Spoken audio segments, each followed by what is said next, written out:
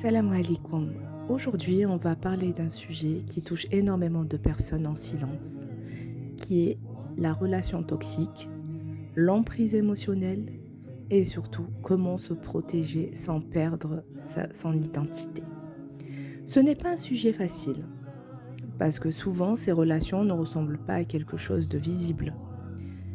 Elles peuvent commencer avec de la gentillesse, de l'attention, parfois même de l'amour, et finir par la confusion, le doute et surtout perdre la confiance en soi-même. Dans ce podcast, on va voir comment reconnaître ces relations, des exemples réels que beaucoup vivent et comment prendre de la distance sans culpabilité et surtout comment retrouver sa paix intérieure avec l'aide d'Allah. Tout d'abord, très souvent, il faut savoir que l'emprise ne commence pas par quelque chose de mauvais. Une personne dit au début, il est parfait, il est gentil, il est attentionné, il est très présent et je me sens importante.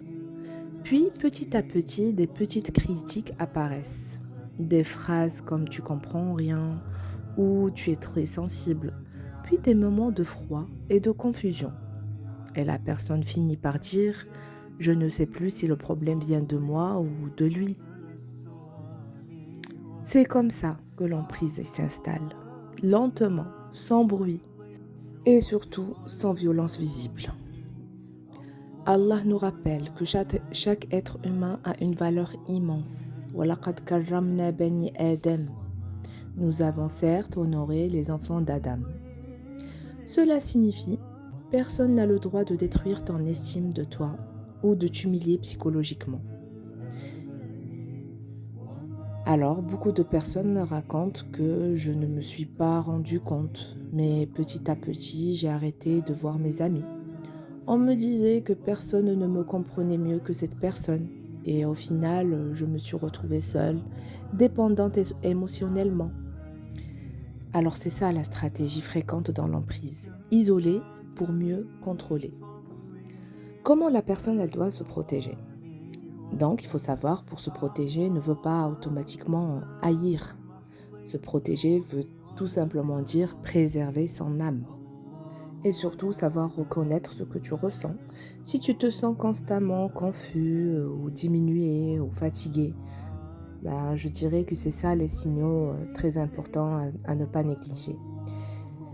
Faut tout d'abord savoir installer une distance progressive. Parfois, ce n'est pas couper immédiatement, mais répondre moins, s'expliquer moins, protéger en gros ton énergie. Et ne pas chercher à être compris par la personne toxique. C'est une erreur très fréquente. Vouloir être validé par les personnes qui te blessent et qui te rabaissent. Et dis-toi bien que le cœur trouvera toujours sa paix auprès d'Allah. C'est par le rappel d'Allah que les cœurs se tranquillisent. Donc la paix intérieure ne vient pas toujours en changeant les autres. Elle vient en se rapprochant tout simplement de celui qui nous connaît vraiment. On a l'histoire de Youssouf, qui est l'histoire la plus frappante, qui était trahi par ses frères, jeté dans un puits, vendu, emprisonné injustement.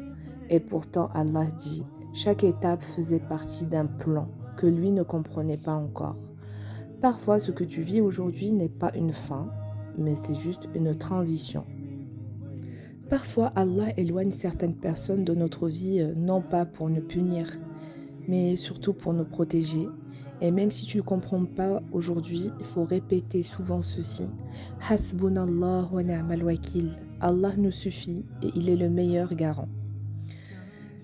Faut savoir que tu n'as pas été créé pour vivre dans la confusion ou la douleur permanente.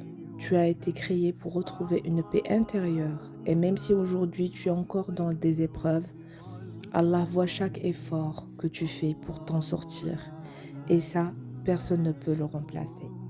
Mais malheureusement, l'être humain, il a tendance à tomber dans un piège qui s'appelle le doute de soi-même.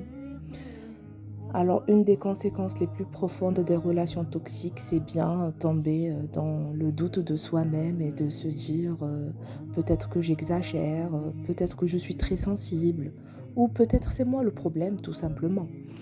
Il faut savoir que ce mécanisme s'appelle le doute de soi. À force d'entendre des critiques, on finit par adopter le discours de l'autre contre soi-même. Il faut savoir que tes émotions ne sont pas une erreur. Ton ressenti surtout est une information, pas une faiblesse, à ne pas négliger ton ressenti. Au lieu de vivre dans la culpabilité et de dire ben, ça se trouve c'est moi le problème. Non, tout simplement il faut comprendre une chose essentielle. La compassion ne doit pas se transformer en autodestruction. L'islam n'encourage pas à se nuire soi-même au nom de la patience. La patience ne signifie pas accepter l'injustice permanente. On va essayer de s'arrêter ici un moment et d'abord comprendre c'est quelle est la différence entre la patience et endurance toxique. Le sable ou la patience, ça veut dire endurer une épreuve avec dignité, sans perdre sa foi, tout en cherchant des solutions. Hormis que l'endurance toxique veut dire rester dans une relation qui est destructrice, s'oublier soi-même et surtout perdre sa paix intérieure. Faut savoir que l'islam appelle à la sagesse, pas à la souffrance permanente. Si je dois te donner des conseils pour reconstruire ton identité après une relation toxique, je te dirais qu'il faut passer par des étapes de reconstruction. Tout d'abord, il faut reprendre des activités personnelles et sortir de la maison, ressortir du lieu et là où on a été touché, on a été brisé, revoir les anciens amis, la famille et surtout redécouvrir ses goûts, ses passions et ne pas oublier d'apprendre à être seul, sans être vide surtout. Ce n'est pas un retour en arrière, c'est juste une renaissance. Et le deuxième conseil que je peux te donner, c'est de créer une protection essentielle que beaucoup négligent, qui est créer des limites et des frontières. Exemple, je ne réponds pas quand on me manque de respect. Je prends de la distance quand je me sens très mal. Et surtout, je refuse les discussions destructrices. Alors, faut comprendre que mettre des limites n'est pas de l'égoïsme, c'est une forme de respect de soi-même. Et dis-toi bien une chose, quand une porte elle doit se fermer, ce n'est pas une réalité, une perte, c'est juste une protection divine. Alors ce que tu perds, peut-être c'était juste une illusion ou une dépendance ou une source tout simplement de souffrance. Et ce que tu peux gagner en fermant cette porte, c'est de la clarté, la paix, la dignité. Même si sur le moment cela fait mal, Allah ne retire jamais quelque chose sans raison. Si tu dois retenir quelque chose de ce podcast, retiens ceci.